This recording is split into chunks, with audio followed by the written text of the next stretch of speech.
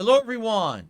Bill here. Welcome to DSPReacts, and welcome to DSP versus the Internet, my weekly clips react show, where I watch clips from all over the internet, as submitted by my channel members. It is episode 66 for May 26, 2024. As always, we're going to start with Ultra member submissions and see what people are talking about this week. What's interesting to you? What would you like me to learn about and react to? Let's find out. Let's just jump right in there, shall we? All right, here we go.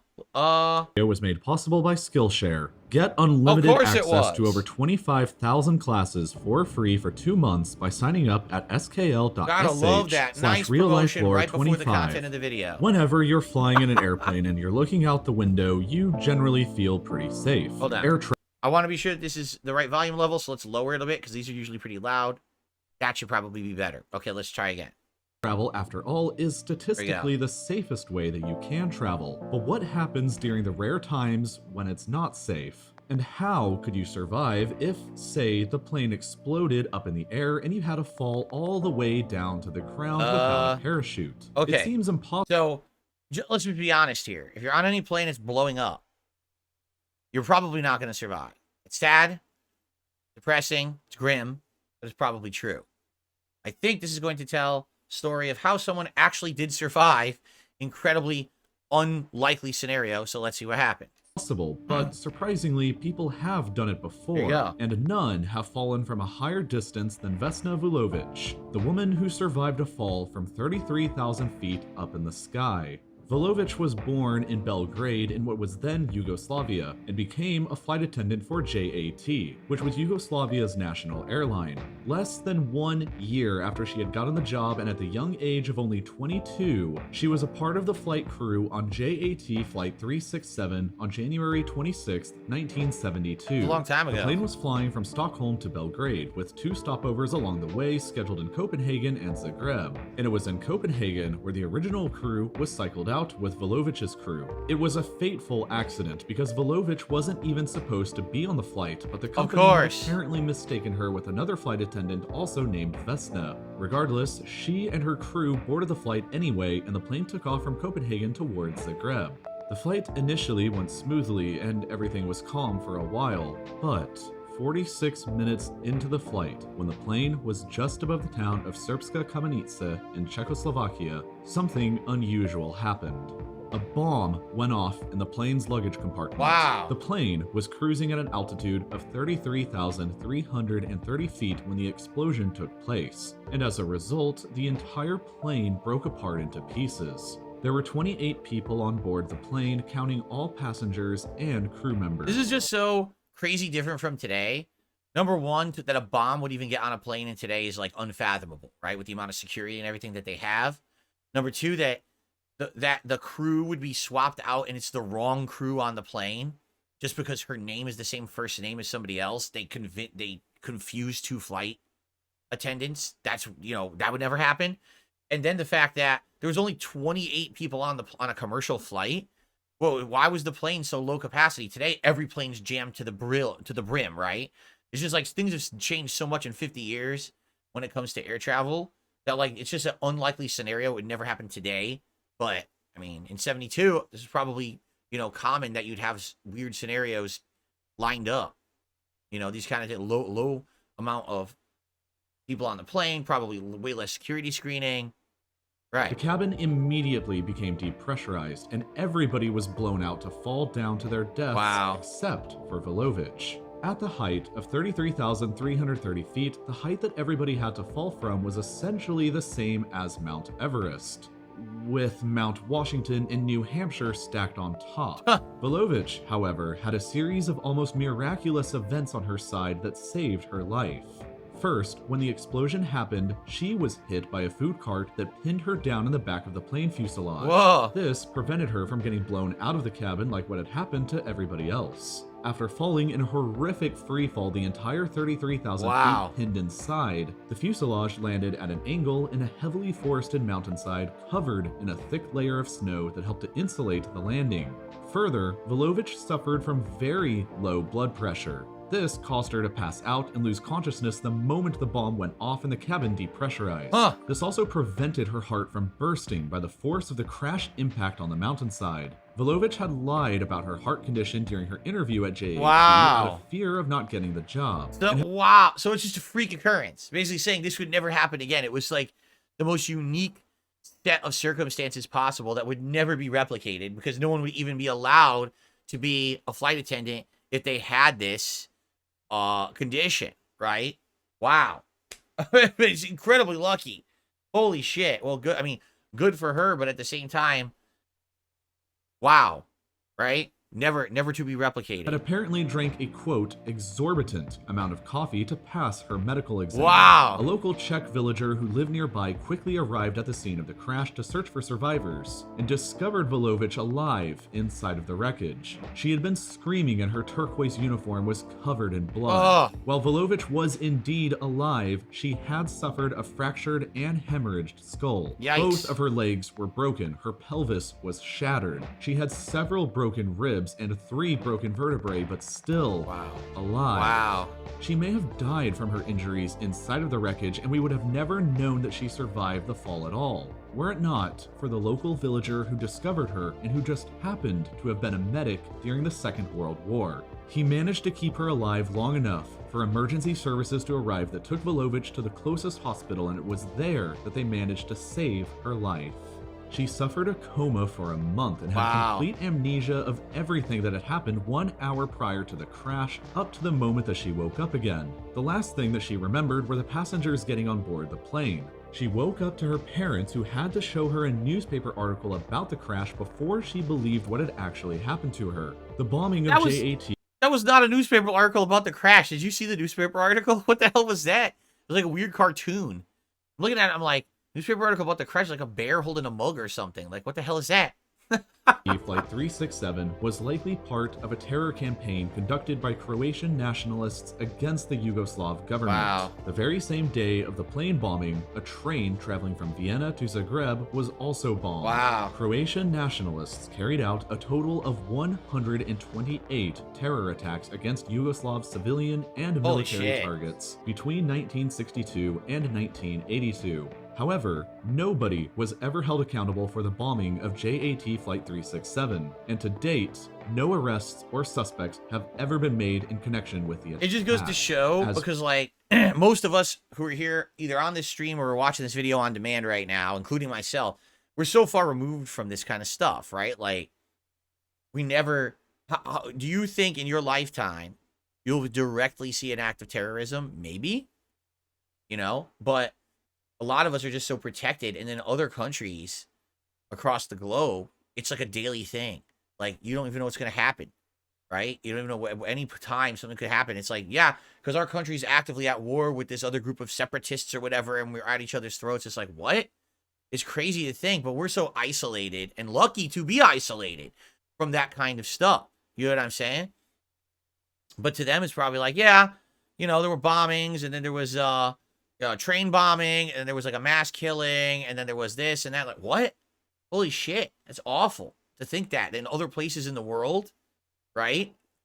How it's common to hear, you know, a lot of people who were around like, you know, 9/11.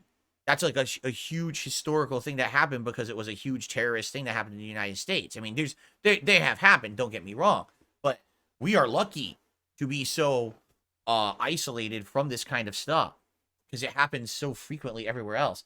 So what else is in this video? How could there possibly be 3 more minutes? I'm just curious, like, what else is happening 3 more minutes into the video? Like, that covers everything, right? For Vesna Volovich, she continued to live a long life after she survived the impossible. Every year after that was kind of like a bonus year that she could enjoy afterwards. She regained her ability to walk only 10 months after the crash, and she spent a total of 16 months in recovery. Her parents had to sell both of their family cars in order to pay for her medical bills, but still, she was alive. Since she had no memory of the fall, she never developed a fear of flying and wanted to continue being a flight attendant. The airline feared the publicity of having her on board another plane though, so they moved her down into a desk job. Vesna Volovich became a kind of celebrity in Yugoslavia afterwards, who was celebrated as a hero across communist Europe and the Soviet Union. She was never able to have children of her own due to complications from her injuries. I was gonna say, her and she body was was fired from crushed. JAT in the 1990s for taking part in anti-government protests against Slobodan Milosevic. In what's possibly the lamest smear campaign ever conducted in history, pro-Milosevic tabloids attacked her story by claiming that her plane had actually been shot down by a Czechoslovak missile, and that she had actually only fallen from a slightly lesser altitude. Whoa, who Regardless, cares? her facts won out, and What? she continued to live her life until 2016, where she passed away in her apartment from her heart complications. She was 66 years old, and she died 44 years after she was supposed to die aboard JAT Flight 367. So she basically tripled the length of her life from when the accident had happened. So, I mean, that's good, right? I mean, it's sad that she died at 66. That's kind of young, but at least she lived a pretty much a full life after the accident. What was the point of the smear campaign? What the hell? You only fell from a lesser distance and survived miraculously. What? Like, what? Why does this matter? Right? Like, what exactly are you getting at? All right. I'm currently trying to refresh my dashboard. It's not working. It's like glitching out for me. Look at this. Oh, God. Yeah. But in the meantime, because Gatsukatsu became a member. Thank you, Gatsukatsu. And you didn't get a pop-up because I think my dashboard's all glitched out. I'm trying to get it to reload and refresh. It's, like, not working. I don't know what's going on. So, I don't know what's happening here. I'm going to see if I can get it to load. But in the meantime, we're going to watch another video.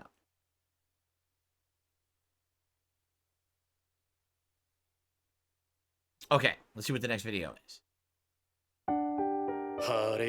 I'm just going to say this before we even watch this video. All right? I still don't get it. I don't understand the obsession with Suicide Squad. To this day, I'm still trying to figure it out. Why is there obsession with Suicide Squad? I don't know why there is or why there ever was. I think the idea of the Suicide Squad in DC, it can be interesting. I just don't find it very interesting. So I don't understand why we still have, like, new Suicide Squad content. Like, we've tried it in every capacity at this point, have we not? We've had 2 failed movies, right? We've had a failed video game, correct? So why are we still continuing with Suicide Squad? I'm at a loss, right? We can't get over the fact that Suicide Squad just isn't that interesting anymore. That no one cares. We don't need another attempt at Suicide Squad. So now they're going to do a Suicide Squad anime.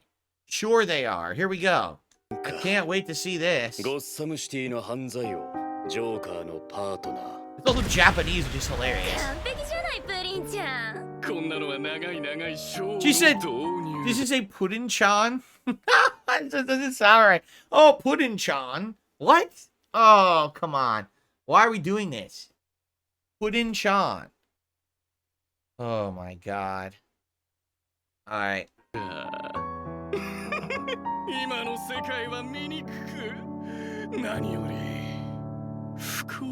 Oh my God, did you see his face? I just totally noticed he has a smile painted across his face, and his real mouth is on the painted smile. What the fuck?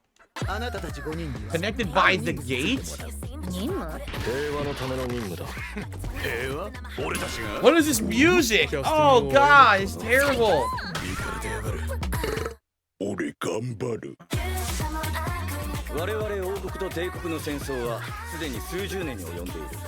What? What is this? Why is Suicide Squad crossing over with a medieval anime? Is that what this is? It's a crossover medieval anime? Because I don't know what isekai means.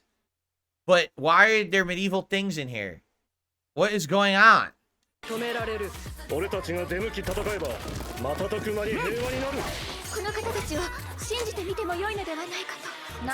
Oh my God, this is so bad.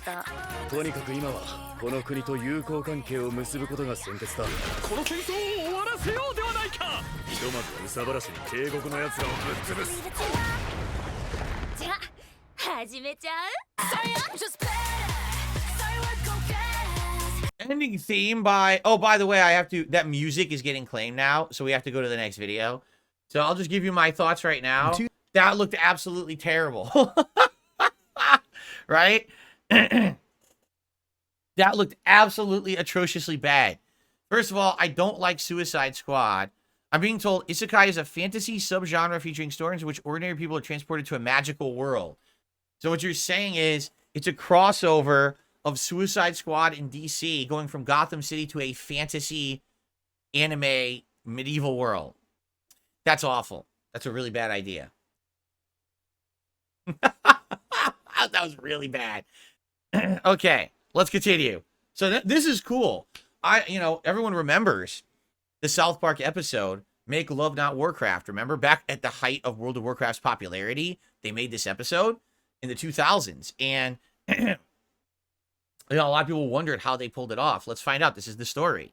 2006, in their 10th season, South Park released one of the most beloved episodes in series history, Make Love Not Warcraft. This episode not only has massive critical acclaim, but is also adored by the South Park fandom nearly unanimously. But the most insane thing about this episode is the sheer number of disparate elements that had to come together for it to work at all. In South Park history, there has never been an undertaking quite like Make Love Not Warcraft, and it was so experimental that Trey Parker himself was terrified that it would ruin the legacy of South Park. So today, let's dive into South Park's most miraculous episode in the entire series history, Make Love Not Warcraft. Cool. Hey, this video is brought to you by two things today. One is my... I don't care. But anyway, no, I remember when it came out and it was so revolutionary. Like there's a video game that's literally a part of a South Park episode, and it's the real game. It's not like they're parodying it in the South Park style. It's the real game. Like, how the hell did they do that, right? Right around the time that Trapped in the Closet first aired. While trying to come up with concepts for the 2 remaining episodes of the run, Trey noticed a lot of the members of South Park Studios were playing a game in their downtime. We had the idea to do this show for a long time because so many people in our office played this game, World of Warcraft, including me. But when Trey initially pitched the idea, he thought the animation team would have to make their own fake MMORPG. A huge undertaking, basically requiring a massive amount of original 3D modeling. In an interview with Machinima.com back in 2006, South Park producer JJ Franzen described the circumstances surrounding the initial pitch. That would have given us roughly 2 weeks to do the episode, not to mention we'd still have to produce a 6th episode while working on it. It was pretty much unanimous that we could not possibly develop, model, texture, rig, and light several MMO-style locations and characters in 2 weeks. Even we have our limitations. JJ eventually pitched to Trey the idea of actually using World of Warcraft and shooting those sequences in-game, a la Machinima, something that would save massive amounts of production time and give the episode that World of Warcraft authenticity. They even contacted Blizzard, World of Warcraft's studio, who was fully on board to help the team out, lending 3 members to help with their production experiment. Though the tests were fruitful, ultimately Trey decided it wasn't quite flexible enough to do what he needed. JJ described this in the Machinima interview as well. The biggest problem that we found was that Trey wanted to have exact lip sync and a great deal more expressiveness and acting out of the characters than was really possible using in-game emotes. So the episode was tabled with the idea that we'd probably have to develop everything ourselves in order to get the level of detail and expressiveness that Trey required. So, Machinima, a lot of people say, oh, Machinima, that's the partner network that went under, right? No, Machinima actually means a story or narrative video made in a game world. And, some of the most famous Machinimas are like Red versus Blue in Halo. So the whole idea of let's find a way to control and change the game world to be something we want to do a narrative in is kind of interesting. I don't know how mainstream it ever got or how elaborate it ever got because I never was into it. I never actually watched Machinima or anything like that.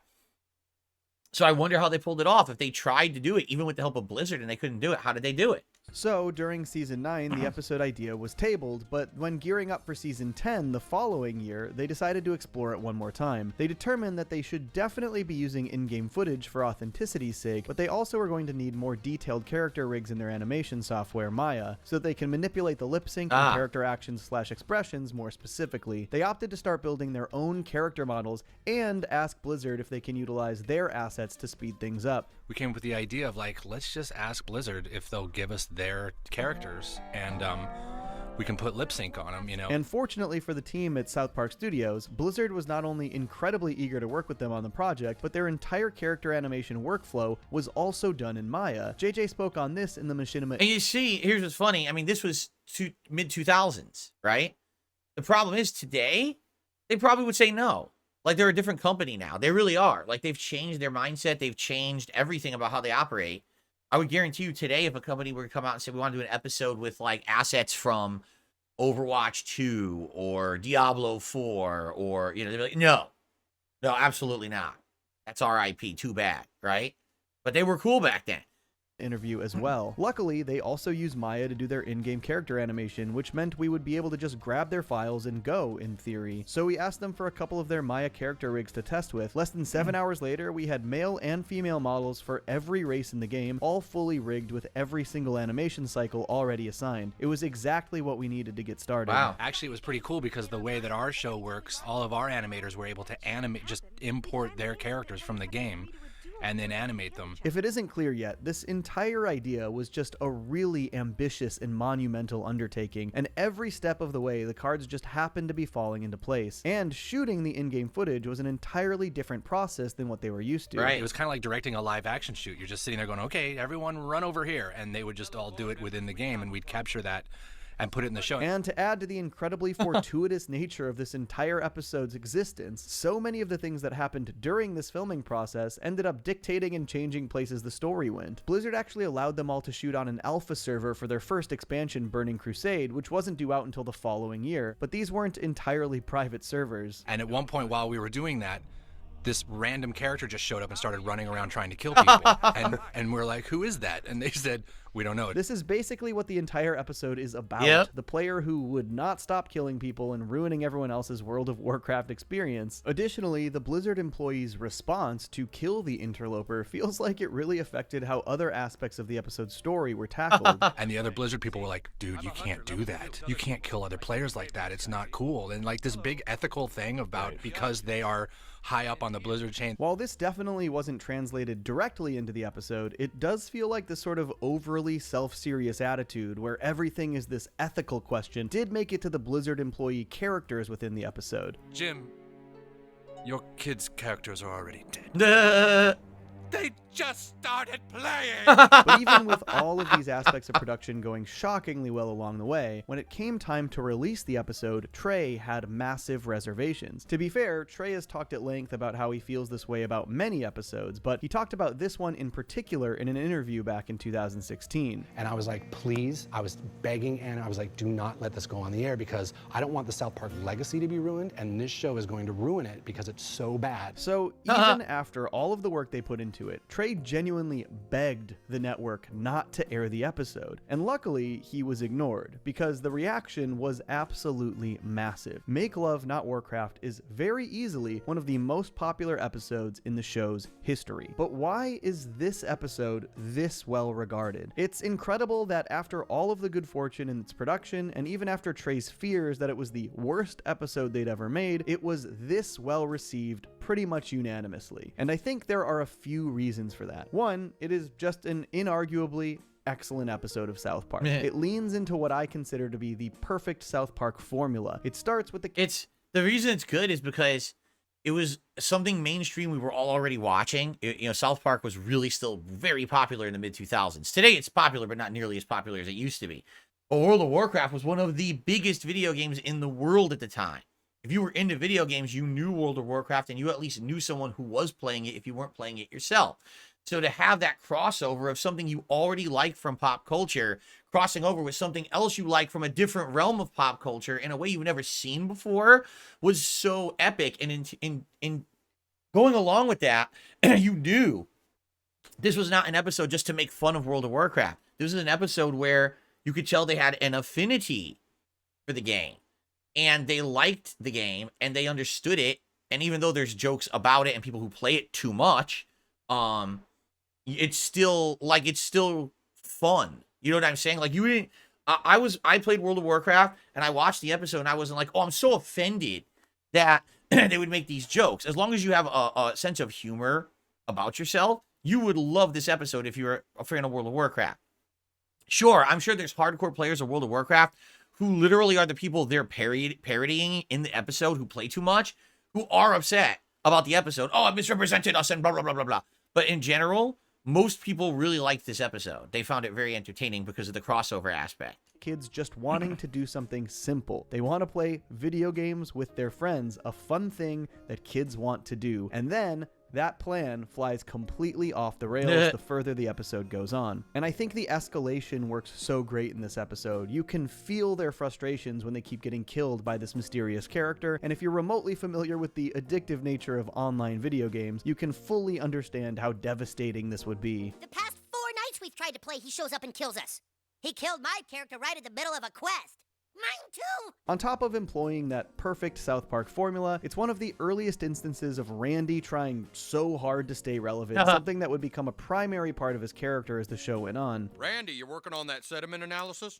Not now, Nelson. I just joined a big party of night elves and we're going to explore the Tower of Azora together. Honestly, even though he's not a major part of this episode, they utilized Randy so perfectly. Most of my favorite comedic moments are his scenes, like when he dies in the game in Stan's arms. The overacting. I think what also makes this episode so fun is that though it is wholly embracing World of Warcraft as a concept, it's also sort of making fun of that world and the people who dedicate themselves to it. Playfully, of course. We are dealing with someone here who has absolutely no life. How do you kill that which has no life? And the realization by the kids that if they want to even just play World of Warcraft, they will also have to forfeit any semblance of a life just to become powerful enough to beat this mysterious killer, that they would have to secretly kill boars in the forest to slowly level up. Do you know how many we would have to kill to get up 30 levels? Yes. 65,340,285.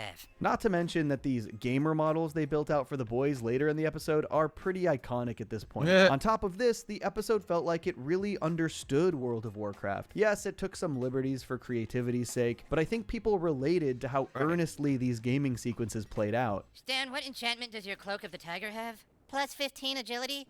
Give the cloak to Kenny, he needs the agility boost for bow attacks. Okay. And I think most important... It's funny. Someone just said in chat, the Red Dead Redemption 2 episode was during COVID and not as good as the World of Warcraft episode. To give you perspective on that, I didn't even know they did a Red Dead Redemption 2 episode. And I'm a full-time gamer, full-time YouTuber. I had no clue they did that episode. I knew all about, everyone was talking about and knew about this episode. I didn't even know that episode existed until someone just said that in the chat, Felix the Maid. I didn't even know. So, there you go.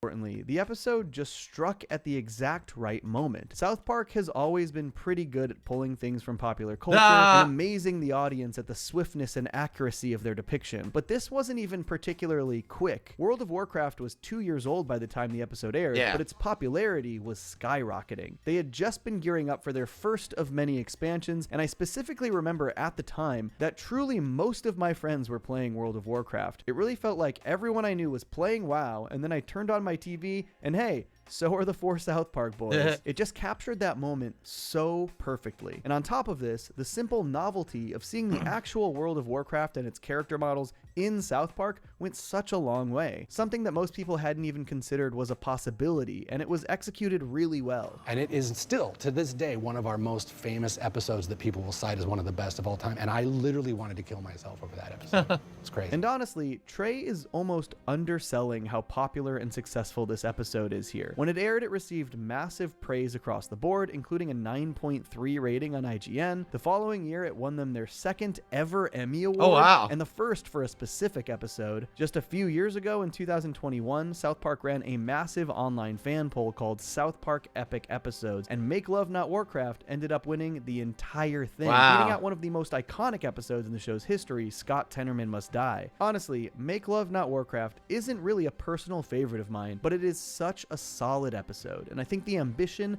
and timing are absolutely undeniable. Not only is it just beautifully executed, employing my personal favorite South Park formula, but it also utilizes side characters like Randy flawlessly, and culturally, it truly just had everything going for it, fully embracing the zeitgeist of 2006. So many things.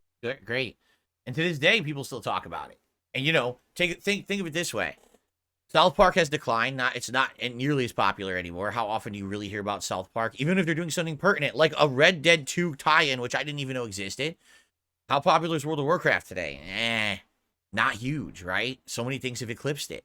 But to this day, you still think about and hear about this episode, which is pretty cool, right? Great. All right. Well, that's part 1 of DSP versus the internet for this week.